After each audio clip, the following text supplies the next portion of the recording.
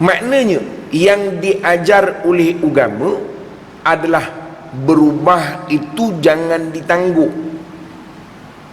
Kan ada orang begitu kan, saya Ustaz nanti kalau dah 60 saya nak ke masjid. Bawa tenang, mana tuan tahu tuan sampai 60? Sekarang berapa? Sekarang 53. Siapa yang bagi tahu tuan akan sampai 60? Tu. Cuba jawab. Sebab tu orang yang bertangguh kena jawab tu dulu. Yang nak bertangguh berubah tu kena jawab. Agak-agak kita mengkonfirm hidup. Kalau confirm, tangguhlah, tak ada masalah. Saya memang confirm Ustaz, dapat surat daripada Jibril, tu okey, carry on.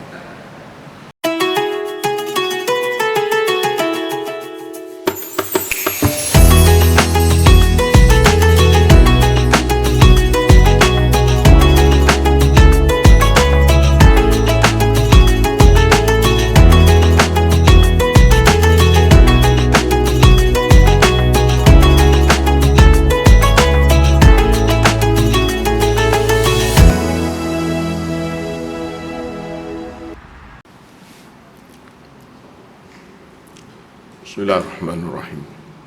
Assalamualaikum warahmatullahi wabarakatuh.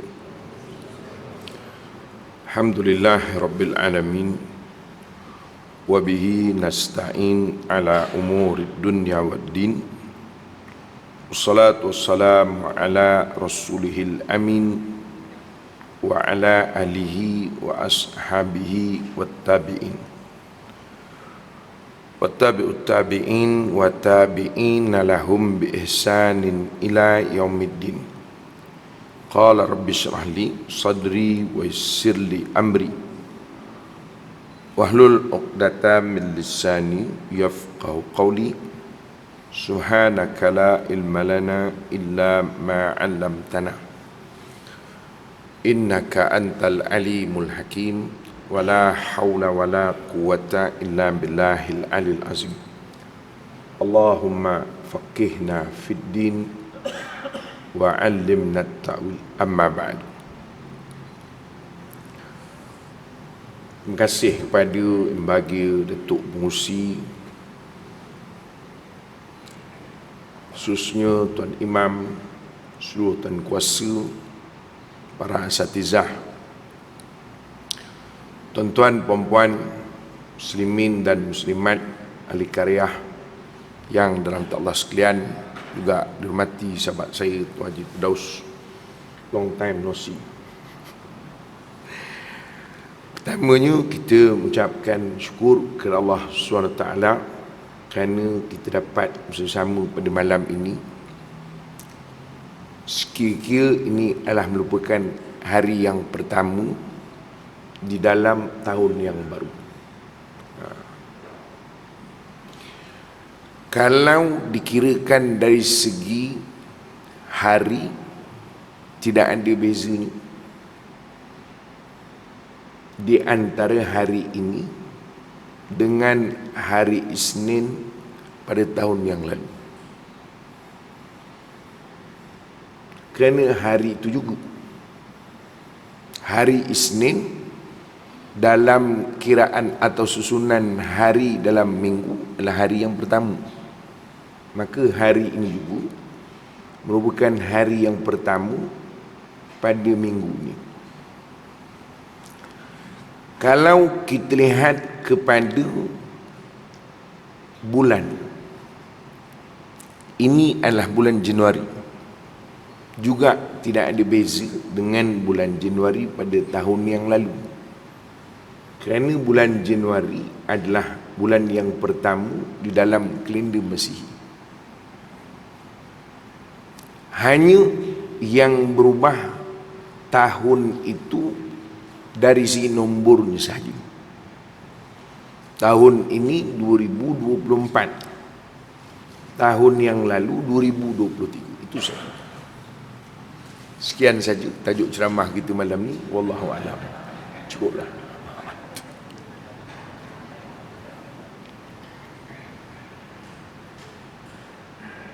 Kan itu perbezaan hari, bulan ataupun tahun tidak memberi apa-apa makna, melainkan perubahan hari atau bulan dan tahun itu semakin menjadikan kita lebih hampir kepada syariat Allah Subhanahu wa taala.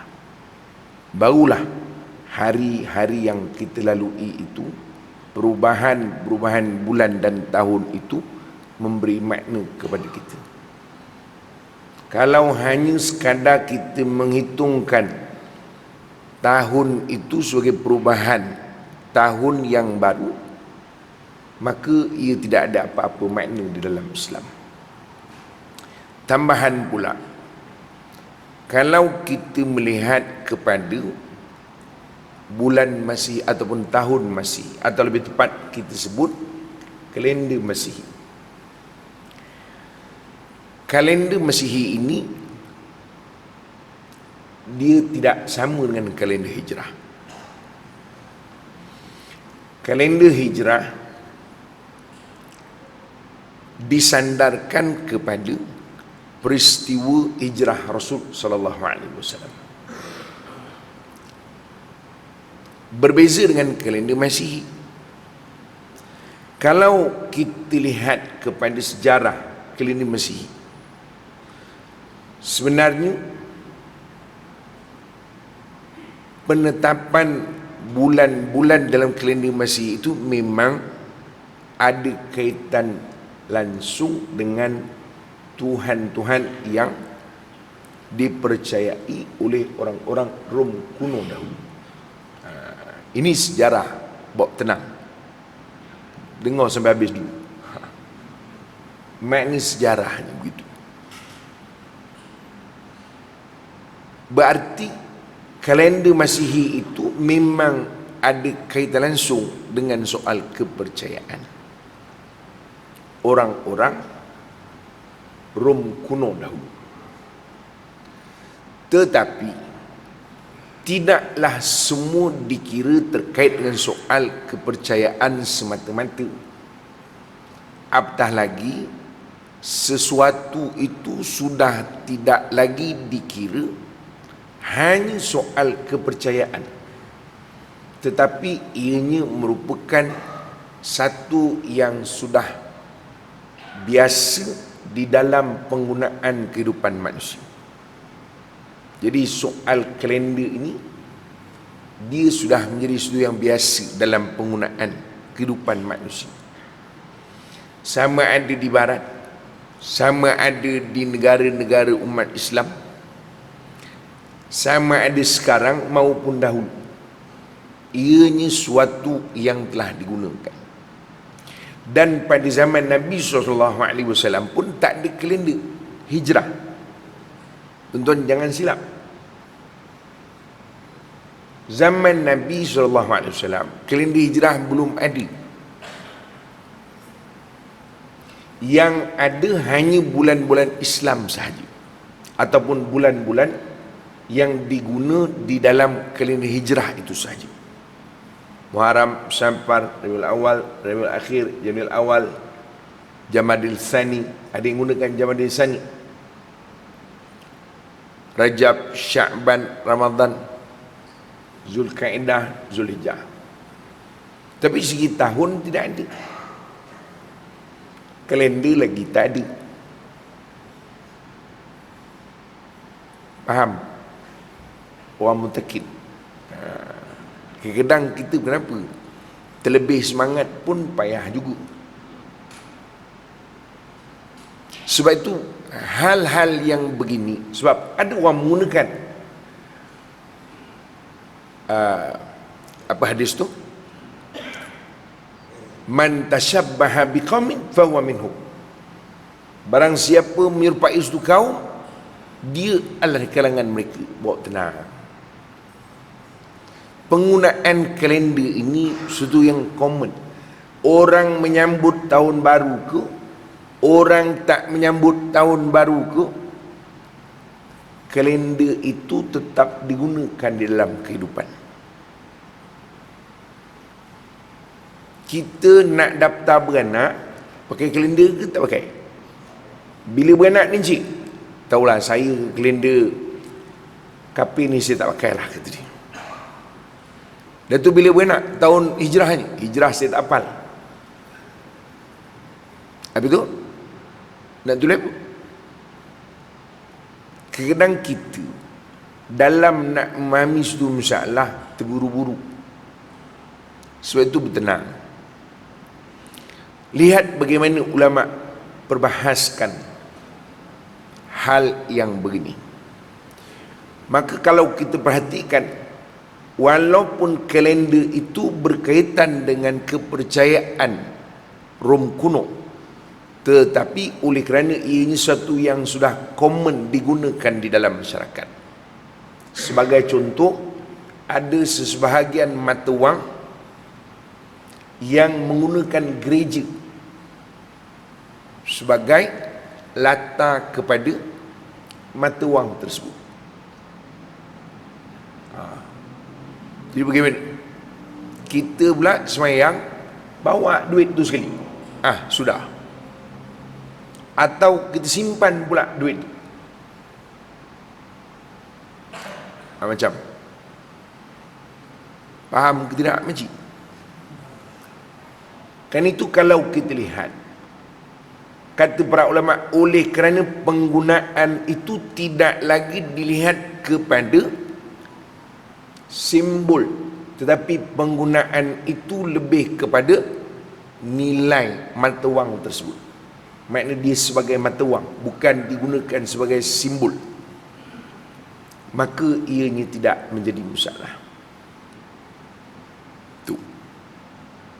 Jadi soal kalender hijrah ini kita bersetuju bahawa kalender hijrah ini memang ada kaitan langsung dengan kepercayaan Rom kuno, tetapi ia tidak memberi maksud bahawa orang yang menyambut perayaan ataupun menyambut kedatangan tahun yang baru itu seolah-olah ia juga mempunyai akidah seperti orang-orang Masihiyah.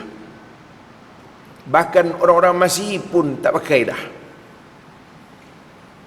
kepercayaan yang tersebut pada sebahagian, kerana mereka juga melihat kalender yang disebut sebagai kalender apa bunyinya?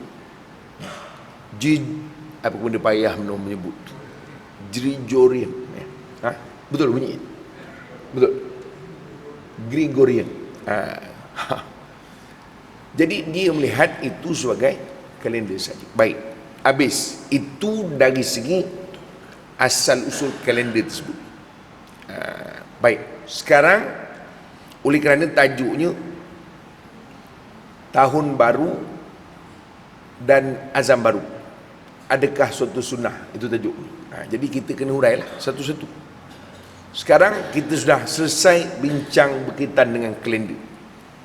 Kita nak lihat pula, apakah meraihkan tahun baru ini bertentangan dengan syarak.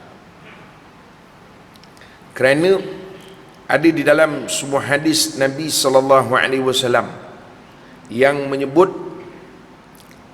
kata Nabi SAW, hadis yang direkodkan Imam Bukhari dan juga Imam Muslim,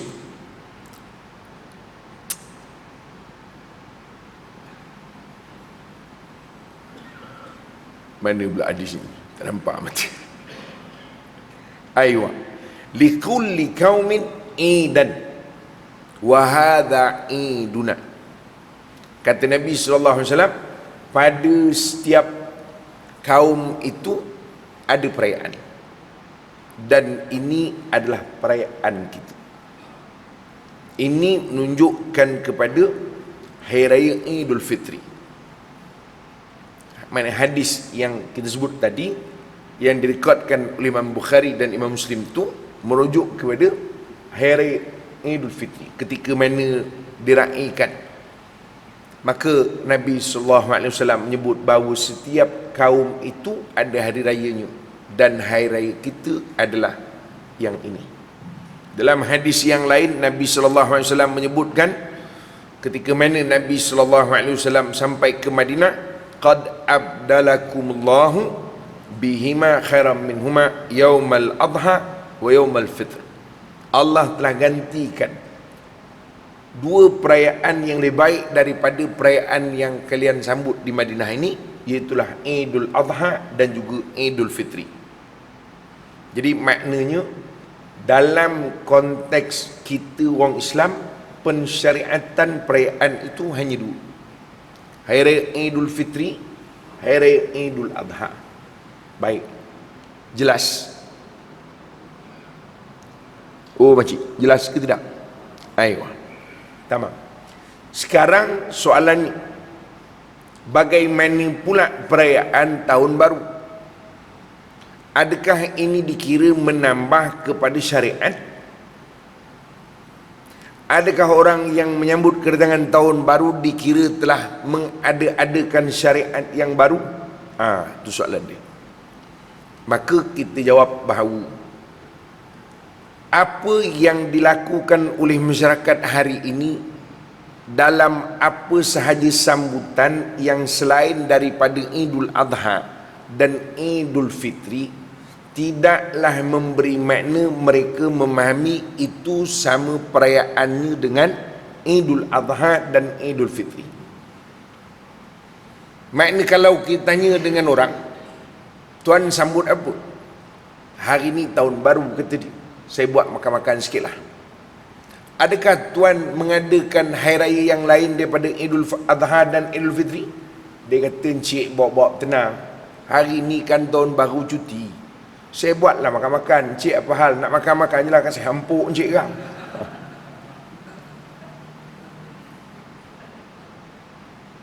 Sebab itu kadang-kadang kita tidak boleh terus menghukum begitu. Bahkan tanyalah kepada ramai masyarakat pun, mereka tidak mengatakan bahawa sambutan-sambutan yang lain daripada Idul Adha dan Idul Fitri itu adalah sambutan seperti kita menyambut kedatangan Idul Adha dan Idul Fitri. Jelas tuan? Habis. Itu selesai. Senang je ceramah ni, kalau tak faham juga tahulah. Seterusnya, soal kita mengadakan sambutan tahun baru ataupun New Year lah, bukankah itu sesuatu yang didahului oleh Barat, ataupun sesuatu yang dianjurkan oleh Barat kemudian diikuti kita? Maka jawapannya ya. Memang kita tidak nafikan bahawa sambutan tahun baru itu bukanlah sebahagian daripada budaya kita, melainkan ianya datang daripada Barat. Kemudian dibawa kepada kita, bukan kita saja, termasuklah orang yang dekat Mekah sana pun, termasuklah di mana-mana seluruh dunia. Ini tidak ada orang yang boleh menafikan. Memang itulah realitinya, bahawa sambutan kepada tahun baru Masihi ini adalah dipelopori oleh orang-orang Barat. Kerana itu kita lihat gaya dan cara menyambutnya lebih kurang sama. Main mercun, tak ada kerja. Semalam tak ada mercun, ramai balik kata. Pasal nak tengok mercun tak ada, pakat balik. Konsert,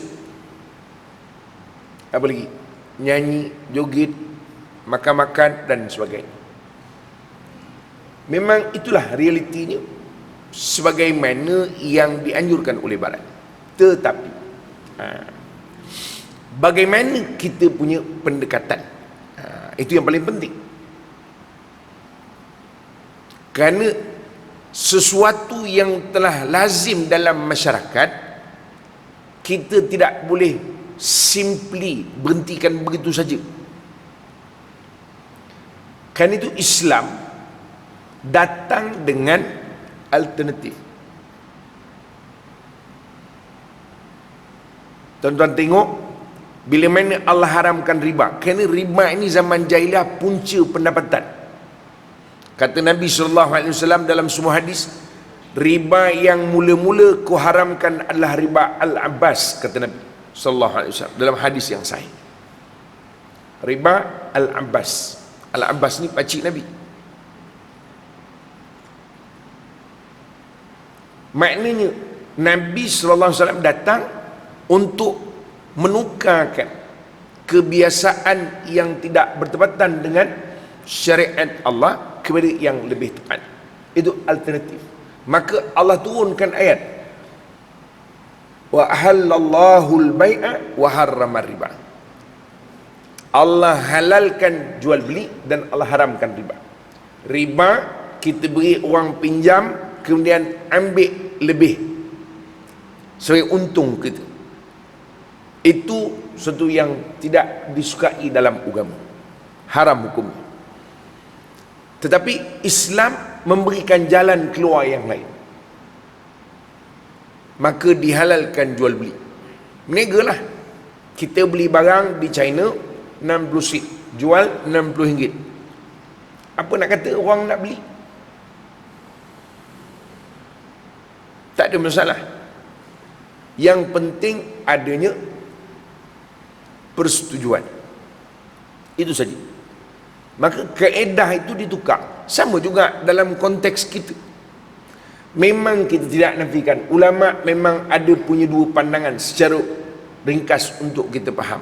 Sebahagian mengharamkan secara total, sebahagian mengharuskan, tetapi dengan syarat ianya mesti bertepatan dengan ruh syarak itu sendiri. Misalnya, sambutan tahun baru oleh kerana orang ramai bercuti, dan kalau kita adakan majlis ilmu pada malam itu, ramai yang berpeluang untuk hadir, maka tidak ada masalah walaupun namanya forum tahun baru. Ini mengarut punya masjid, ini proksi Yahudi terus. Ini kadang-kadang kita ni tuan-tuan, jangan kelang kabut, bertenang-tenang. Sebab itu, oleh kerana hari itu orang bercuti dan ramai yang berkelapangan, maka bersempena kedatangan tahun baru, kita adakan majlis ilmu. Ada sebahagian masjid majlis ilmu pendek saja. Ada satu masjid baru ni saya pergi, majlis ilmu pendek je. Malam tahun baru, cabutan bertuah yang panjang. Cabutan bertuah. Tak apa, pasal kita nak mengisi masyarakat. Yang penting matlamat daripada cabutan bertuah itu apa, dan yang penting jangan dibalun duit masjid. Itu sajalah. Tuan-tuan faham ke tidak? Orang menerima dibalun dia buat cabutan bertuah. Canggih-canggih pula tu, iPhone 15. Kawan tu gaji 800 bulan, sedekah 100. Tak apa pasal orang lain dapat iPhone. Tak apa, kita tanya dengan ahli kadah, siapa yang nak menyumbang untuk cabutan bertuah.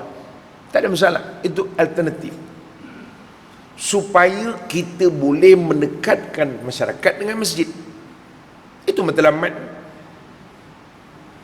Jadi soal menyambut tahun baru itu, kalau kita tidak adakan sambutan pun tetap orang menyambutnya, maka kita pula bertanggungjawab untuk nak supaya masyarakat tidak terikut-ikut dengan budaya yang dibawa oleh barat. Itu saja. Kita di rumah pun sama juga. Kalau kita di rumah memang melangak lah jawapannya, menghadap TV, lepas drama, anak cucu kumpul sama, pasal cuti pergi rumah nenek lah kata dia. Nenek pun sama tengok drama, eloklah tu. Tengok Unify pula, lepas drama iklan Doraemon pun tengok juga. Datuk pun sama 2 kali 5, semayang kat masjid kan main lagi. Jadi kalau kita adakan malam tu misalnya makan-makan sempena tahun baru, bukan pasal nak meraihkan tahun baru tu, kerana berkebetulan cuti pada masa itu, dan sudah menjadi kebiasaan dalam masyarakat apabila sampai 31 Ogos 31 Ogos pula dah. 31 Disember, tuan-tuan ni main ya je. Apabila sampai 31 Disember, selepas itu ialah 1 Januari, makna tahun baru. Dan memang sudah lazim dalam kehidupan masyarakat kita atau manusia itu sendiri berharap-harap supaya tahun yang baru daripada 365 hari itu dia dapat melakukan yang lebih baik daripada tahun-tahun yang terdahulu. Maka soalan lain, apakah berazam untuk tahun yang baru itu ada di dalam Islam? Itu pula. Ini dipanggil Ustaz tanyalah, Ustaz jawablah. Kalau kat TV itu tanyalah Ustaz.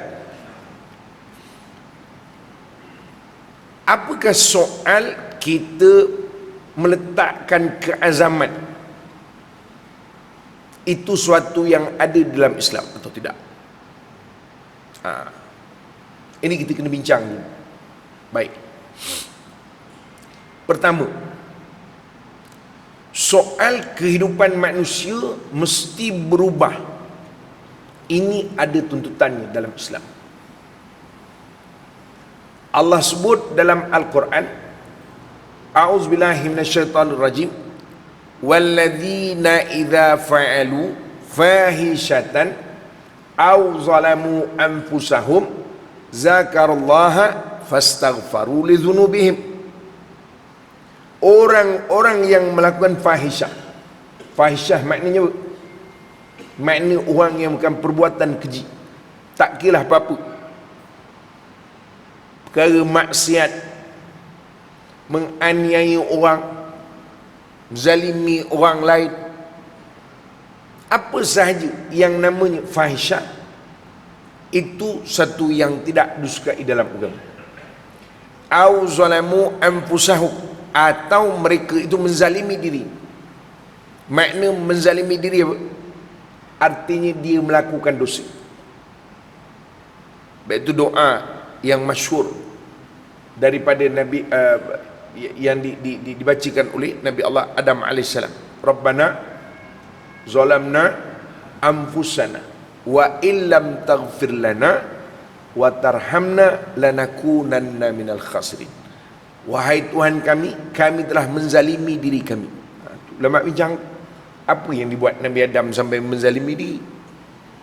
Artinya kerana ketidakpatuhan Adam dan juga Hawa ketika menerima perintah supaya tidak mendekati pohon yang ada dalam syurga itu.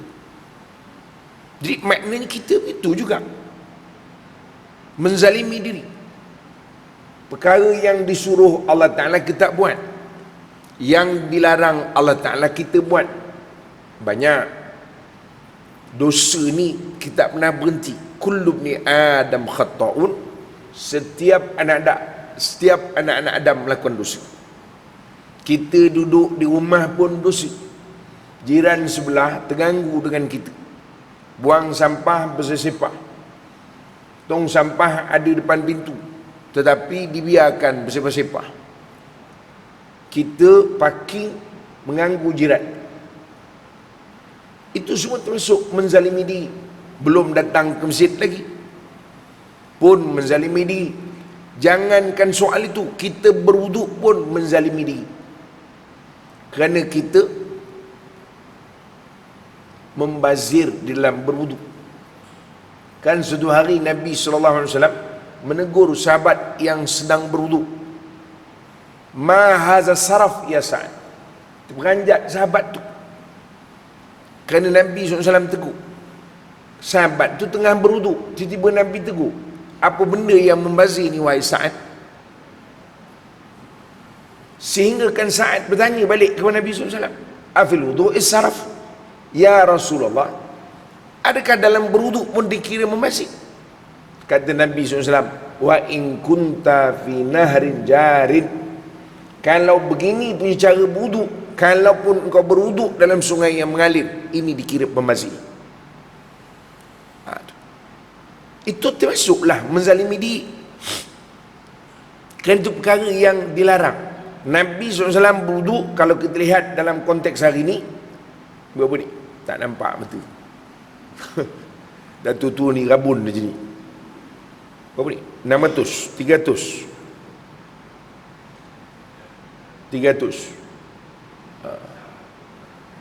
Makna Nabi berwuduk dengan 2 cupak air saja. Lebih kurang 600 lah. Lebih kurang ml. Kita macam berapa tan air sekali wuduk? Tengok datang hari Jumaat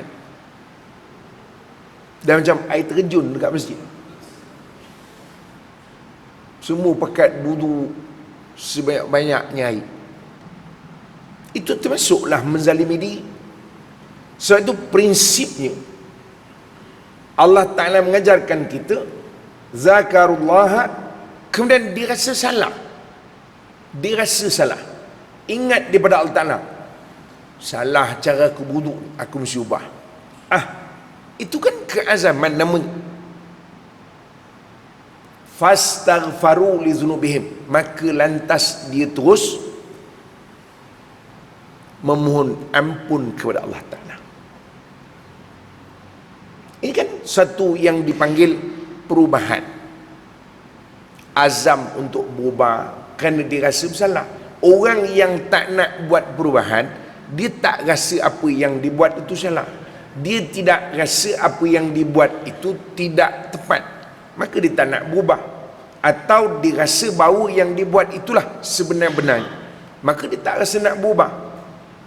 Tapi kalau orang yang rasa dia buat hal itu salah, dia rasa bahawa ibadah yang dibuat tidak tepat, dia rasa cara kehidupan itu tidak betul, dia rasa cara muamalah itu tidak menurut syarak, dia rasa cara dia bermuamalah sama manusia itu tidak menepati sebagai seorang Muslim, maka dia akan perbetulkan zakarullah fastaghfaru li dzunubihim, maka dia akan minta ampun kepada Allah Ta'ala. Jadi sebenarnya soal kita nak berazam, nak berubah, nak buat apa nama ni, dia panggil buat yang lebih baik, itu tidak ada masalah dalam Islam, bahkan dituntut. Kita dituntut. Sebab itu disebut barang siapa hari semalam itu sama dengan hari ini, orang ini rugi. Maknanya semalam buat kesilapan dalam bacaan Quran, faham tak? Semalam baca Quran idgham bunyi mat asli. Macam mana gaya tu? Idgham bunyi mat asli. Saya balun je lah, saya tak pernah dengar lagi orang idgham bunyi mat asli. Macam mana nak digaya tu? Hari ni pun idgham bunyi mat asli. Mana orang ni rugi? Sebab dia sudah pun ada 24 jam hari yang baru, tapi sedikit pun dia tidak berubah. Bukan kita kata dia sempurna, tak. Mungkin sempurna itu perlukan masa, tetapi dia tak nak berubah, tak nak. Dia kekal dengan bacaan yang dia baca walaupun salah. Itu contoh dalam bab ibadah. Sama juga dalam bab solat, sujud di atas 7 anggota. Semalam pun sujud kaki terangkat, hari ni pun sujud kaki terangkat. Makna tak berubah, dia tak nak membetulkan. Tahu kaki terangkat? Dia punya kaki tu siap terus, kalau duduk antara 2 sujud, dia terus siap silang, standby untuk duduk antara 2 sujud. Macam mana gaya sembahyang begitu? Sujudkan 7 anggota, 2 lutut, 2 tapak tangan, satu dahi, berapa dah? 5, dan 2 telapak kaki. Bukan ujung jari, telapak kaki. Maksud telapak kaki itu, maknanya kaki itu dilipatkan. Bukan kaki, jari kaki itu dilipatkan pada kadar yang boleh. Kalau terseliuh tak payahlah, elok 7 patah pula. Panjang cerita. Makna 7 anggota. Hidung sunat, dirapatkan ke tempat sujud. Kalau tak rapatkan pun tetap sah sujudnya. Cuma nampak gaya macam sujud sambil menengok ke belakang. Apa benda dia buat dahulu tu. Gitu sujud. Tak apa dia menengok belakang. Semalam sujud begitu, hari ni pun sujud begitu. Maka orang ni rugi. Faham? Kalau hari ini lebih teruk daripada semalam, orang ini celaka.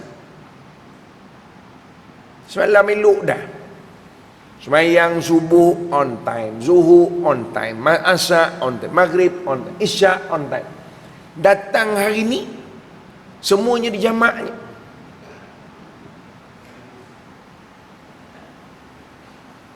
Subuh dijamakkan dengan zuhur. Tak gila.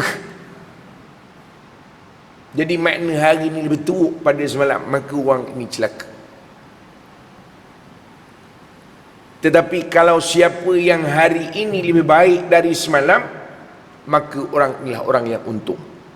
Sebab dia sentiasa mengambil kesempatan pada saat dan ruang yang ada untuk dia memperbaiki kehidupan. Jadi sebab itu soal kita berazam itu tidak ada masalah. Bahkan kita disuruh. Apabila berazam, fatawakkal Allah. Berazam, bertawakallah. Cuma soalan yang lain, adakah berazam hanya pada tahun baru saja? Itu soalan lain tu. Maka jawapannya ini salah dan perlu diperbetulkan. Salah dari segi kepahaman. Kerana soal nak berubah, dia tidak disuruh pada tahun yang baru. Sebab itu konsepnya berubah itu sekarang. Allah sebut dalam Quran, wasari'u ila maghfiratin min rabbikum wa jannatin arduhas samawati wal ardh uiddat lil muttaqin. Dan bersegeralah kepada keampunan Tuhan. Ayuh, nampak? Maknanya bersegera, immediate action. Understand? Cakap betul sikit lagi kat kelumpur ni. Faham tak makcik? Immediate action. Sebab itu kata orang putih, now or never.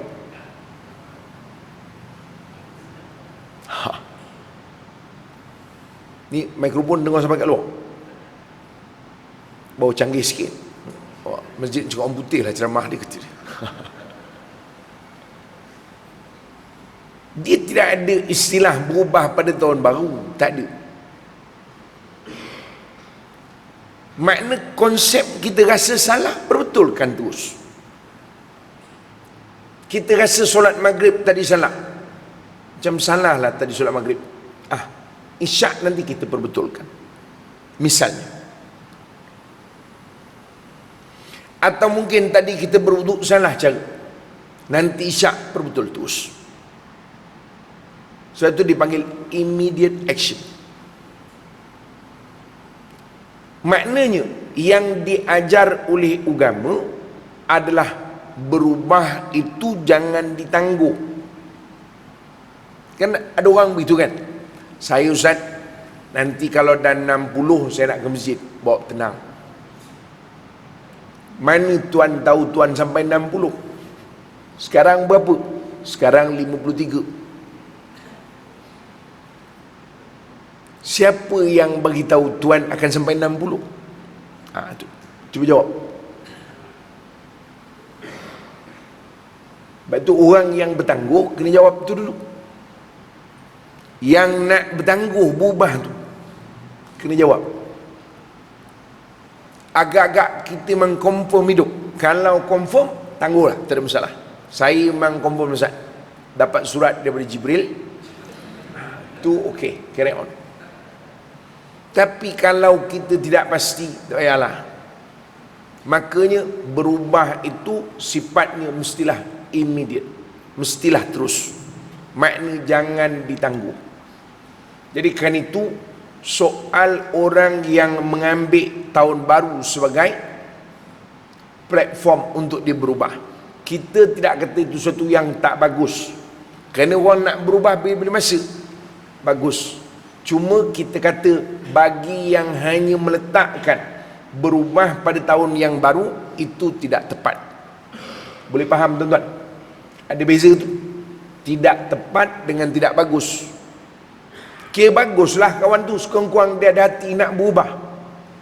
Ada orang tahun baru pun tak berubah, tahun lama pun tak berubah, tahun depan pun dia tak nak berubah. Jadi kalau orang nak berubah pada tahun baru, tak apa, cuma kita kata kurang tepat. Kenapa? Soal nak melakukan perubahan di dalam kehidupan itu mesti disegerakan. Habis. Macam faham ke tidak? Kalau faham, cukuplah. Tak payah lama ceramah, kan? Ada jamuan tu malam ni. Ada jamuan, yang penting jamuan tu lama. Ceramah tak payah lama. Tuan-tuan sekalian, temu sikit lagi lah.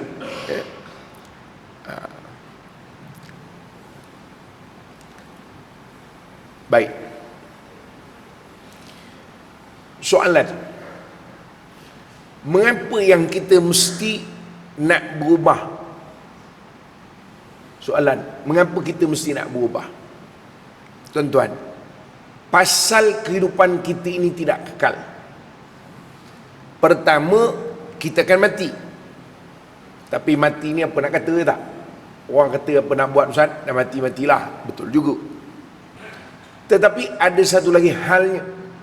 Kerana kita ini semakin berumur, maka kita akan mengalami perubahan. Akan lemah kederat kita, lemah akal kita, tubuh badan kita juga akan lemah. Maka kan itu kita nak kena bersegera. Kan Allah sebut dalam Quran, wa man nu'ammirhu nunakkishu fil khalq. Barang siapa yang kami panjangkan umurnya, kami terbalikkan semula penciptaan. Makna terbalik semula bagaimana? Artinya sebagaimana dia keluar daripada rahim ibunya, daripada lemah semakin ia bertenaga, semakin kuat, kemudian lemah, hilang tenaga dan semakin uzur. Kita berhenti azan ke apa? Berhenti azan. Jadi kita berhenti sekejap untuk bagi laluan kepada azan. Tuan-tuan yang mana belum start lagi ni, baru mukadimah.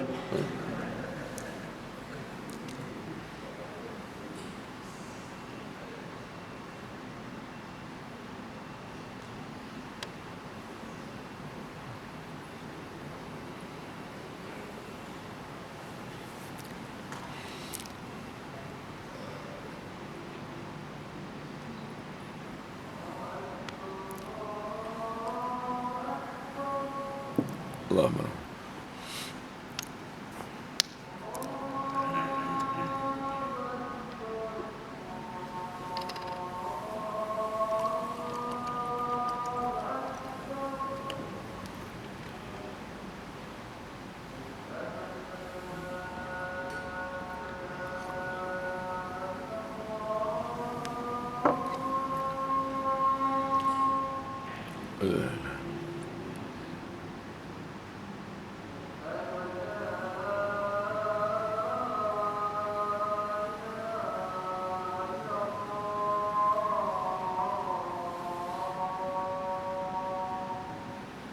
Sure.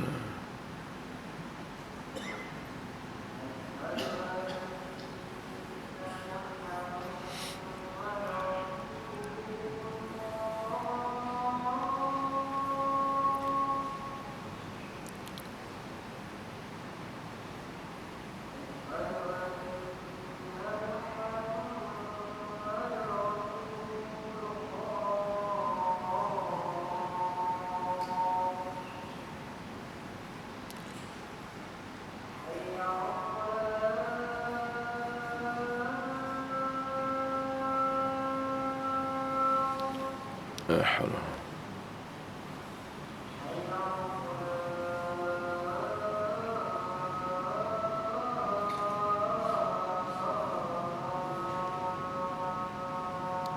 لا حول.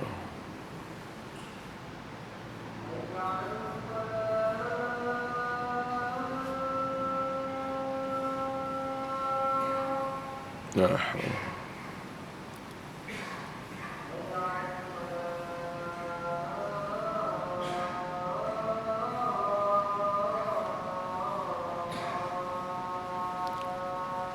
لا حول.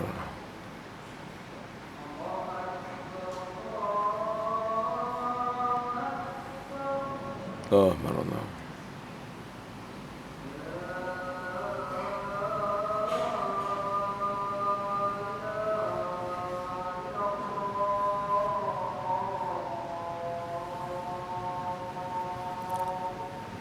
لا إله إلا الله محمد رسول الله صلى الله عليه وسلم.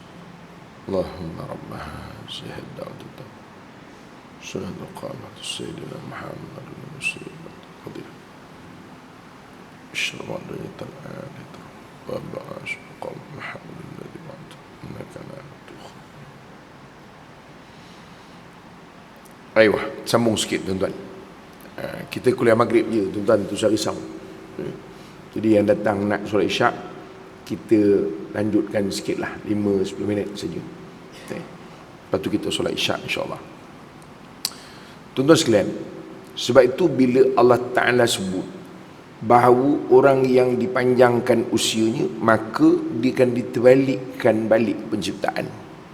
Maknanya kita daripada lemah ke kuat, dan kita akan kembali lemah. Sebab itu orang yang nak berubah, dia jangan tangguh. Kita nak berubah, nak belajar. Kerana kita nak berubah mesti ada ilmu. Kita nak ubah soal ibadah kita supaya lebih baik, mesti nak belajar.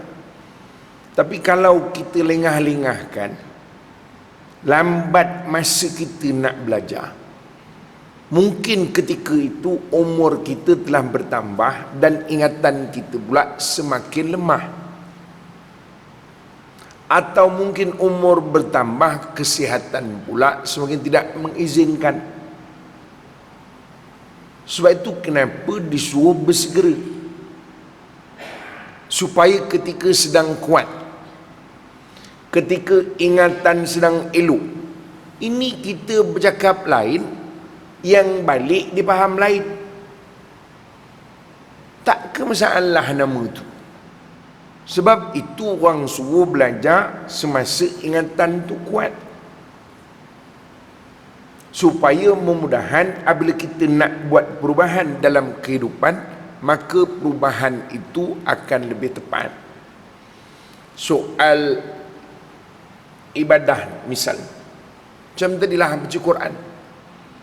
Sebab itu kalau kita tak bersegera, akhirnya besok umur 60, 65 baru kita nak mengaji Iqra' 2. Tak mahu kita. Pergi mengaji kelas swasta Iqra' 2 dengan budak-budak darjah 2. Dia kata, atuk ni mengajar kami ke? I shut up, dia kata. Marah dia kepada budak tu. Dah pasal sesama mengaji Iqra' 2. Jadi maknanya kita ni memang secara fitrahnya begitu. Dia akan semakin lemah, semakin lemah, semakin kedat, semakin kuat, semakin lemah, semakin hilang. Sebab tu kalau kita mengaji khusus haji misalnya, disuruh supaya pergi haji itu masih muda. Orang kita terbalik, semakin tua baru nak pergi haji. Lepas tu dia mabuk sendiri tu je kat Mekah gitu je. Tengok jauhnya nak jalan pergi melontar ni, kata dia. Pasal kederat itu sudah semakin kurang. Itu punca dia. Kadang kita nak pergi subuh, bukan kita tak bangun. Tapi pasal tubuh kita ni dah tak tahan dah, kena embun demam. Tengok embun pun demam. So itulah kena berubah tu sekarang. Immediate action. Maknanya jangan ditangguh. Dan kita juga kena ingat, satu halnya ialah dalam kehidupan kita ni sebenarnya Allah Ta'ala berikan kita ruang dan peluang supaya kita perbaiki kelemahan kita. Sebab itu dalam sebuah hadis Nabi sallallahu alaihi wasallam, ya, Nabi sallallahu alaihi wasallam sebutkan orang yang apabila dipanjangkan umur, makna umur itu panjang.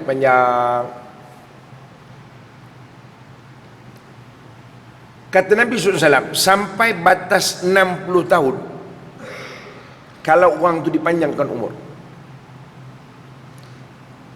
dan takdirnya dia mati selepas 60 tahun, kemudian besok di depan Allah Ta'ala dia dipertanyakan satu-satu hal berkaitan kehidupan dunia.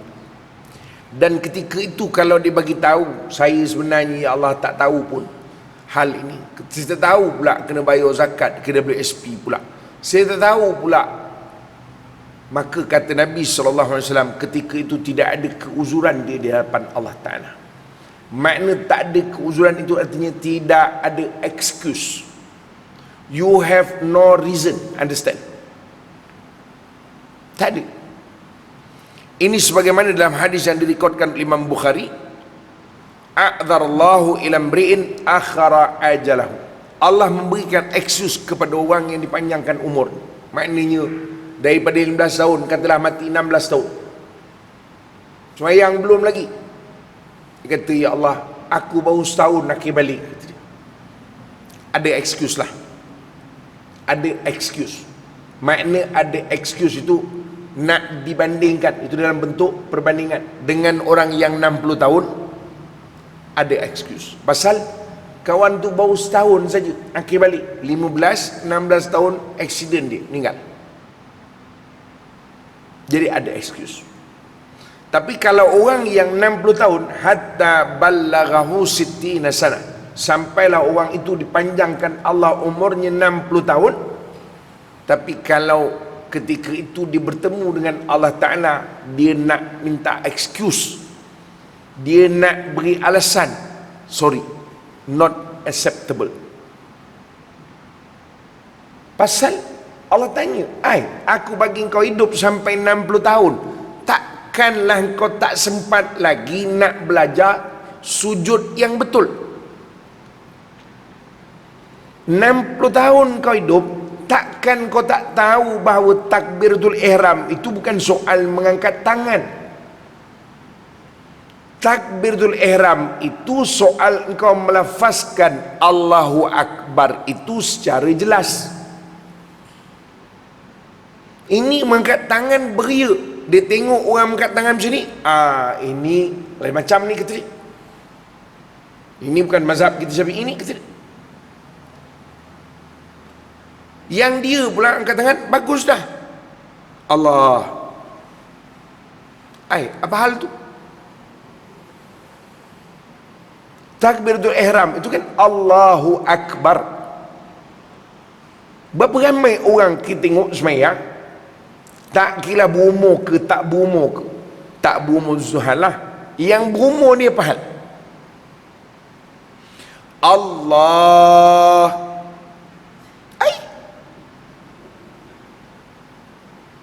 hilang gitu je. Takbiratul ihram itu rukun qauli.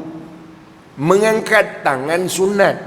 Kalau tak mengangkat tangan pun solat tetap sah.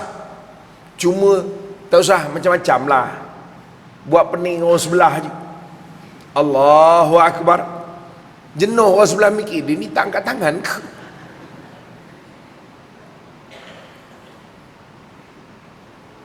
Mana 60 tahun nak jawab apa? Kalau ni pasal hadis sahih tuan-tuan yang direkodkan oleh Imam Bukhari. Makna orang 60 tahun kita tak ada excuse dah masuk tandas, pakaian kita kotor, bernajis, kita solat. Tak ada excuse. Tak ada.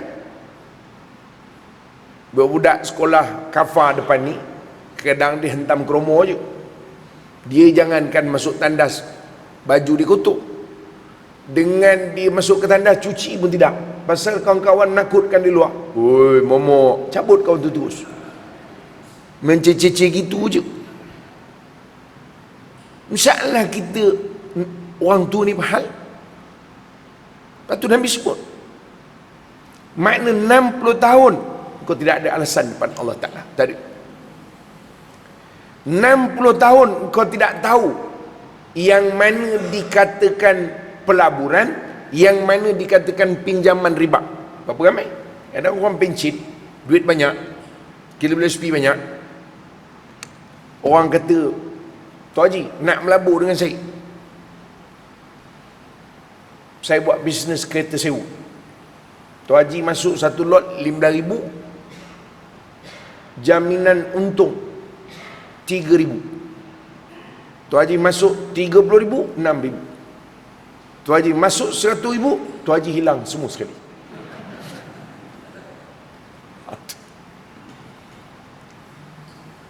Mana ada pelaburan jaminan? Itu sebenarnya pinjaman riba. Ustaz, kalau kita melabur dia tak jamin, siapa nak melabur? Memanglah pelaburan sifatnya begitu. Kalau untung sama untung, rugi sama rugi. Tapi kalau dia kata masuk 15,000, anggaran maksimum untung 3,000 lah, minimum boleh dapat RM20. Kita menong 15,000 dapat RM20, baik tak payah kata dia. Tahu pun. Lepas tu orang 60 tahun, no excuse. Takkan kau tak tahu? Ini bukan budak 16 tahun, ini bukan 19 tahun. Oh makcik, 60 tahun tak tahu kita bagi pinjam duit pada suami, minta dia bayar lebih, itu riba. Awak pakai duit saya ni, awak bayar balik besok, jangan bayar 100 pula, 150. Tak ada hal lah, saya boleh bayar kat awak 150. Riba tu makcik. Tapi dia redha Ustaz. Mana ada dalam hal-hal yang begitu redha? Tak ada istilah redha. Jadi sebab itulah makanya kena immediate, bersegera, kena berazam terus. Saya mesti belajar, saya mesti perbaiki, saya mesti buat lebih baik. Bahkan ada sebut dalam sebuah hadis yang lain pula. Ini satu bab lain pula. Ni dalam kadang kita tak kajian tengok. Ya. Nabi SAW sebut, barang siapa yang Allah berikan dia kelebihan, ya, Allah berikan dia kelebihan harta, kesihatan, tapi dia tak balik ke Mekah melebihi 5 tahun. Maksudnya untuk mengerjakan haji dan umrah, mengerjakan umrah, maka diharamkan untuknya kebaikan yang banyak dan keampunan. Mabuk kita dengar hadis ni.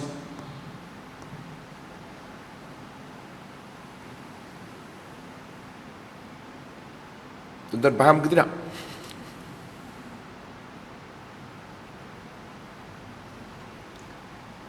Itu hadis sahih, ya. Nabi sebut makna 5 tahun kalau dia ada kelebihan, maksudnya ada lebihan, dia ada, Allah berikan lebihan harta, Allah berikan dia kesihatan, maka dia mesti datang balik untuk melakukan ibadah umrah. Sebab orang ini Allah SWT anugerahkan dia yang tidak diberikan kepada orang lain. Jadi sebab itu secara apa nama kita sebut, tuntutannya dia mesti datang semula ke apa nama ni, ke tanah suci untuk melaksanakan umrah. Ini sebagaimana disebutkan oleh Imam Suyuti dalam Jami' As-Saghir, dan hadis ini hadis yang sahih, disebutkan bahawa innallaha ta'ala yaqul inna abdan ashahtu lahu jismahu wa wasa'tu alaihi fi ma'isyatihi tamdi alaihi khamsatun a'wamin la yafidu ilayya la mahrumun. Allah Ta'ala sebut ni dalam hadis kursi, sungguhnya hamba-Ku yang aku berikan kesihatan pada jasad, tubuh badan, aku berikan ma'isyah, maknanya kehidupan itu aku luaskan, dan dah sampai 5 tahun, la yafidu ilayya la mahrumun, dia tak balik-balik kepada aku, tu maksudnya kepada ke Baitillah, masuk buat umrah balik ya, selepas apa? Selepas habis 5 tahun, maka dia itu la mahrumun. Dan saya bukan nak ngurai hadis ni, tapi Imam As-Suyuti sendiri sebut fa innahu mahrumun min khairin kathir wa ajrin azim min Allah Ta'ala. Yang diharamkan padanya itu ialah kebaikan yang banyak dan juga pahala yang banyak daripada Allah Subhanahu Wa Ta'ala. Atau maknanya Allah Subhanahu Wa Ta'ala haramkannya kebaikan dan tambahan daripada pahala-pahala dan umumnya keampunan, kerana dia meninggalkan apa yang dimaksudkan dalam hadis ini, iaitulah Baitullahil Haram dan juga apa nama ini, Madinah ataupun Madinah Munawwarah, Masjid Nabawi, tanpa dia itu ada keuzuran. Ini juga keazaman kalau tak.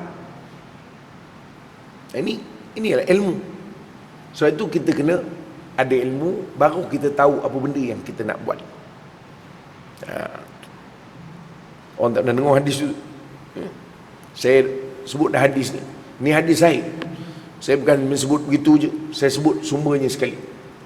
Ya. Dan saya dah sebut dulu dalam Tanyalah Ustaz, kebetulan ada orang yang tanya.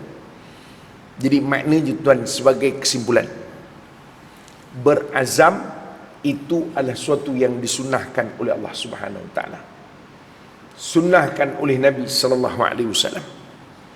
Maknanya suatu yang dituntut supaya kita sentiasa memperbaiki kehidupan kita, memperbaiki amalan kita.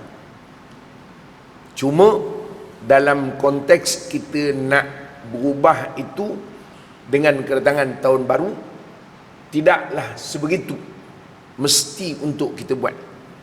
Tetapi tidaklah pula menjadi sesuatu yang bertentangan dengan syarak, kerana perubahan itu juga dikira baik.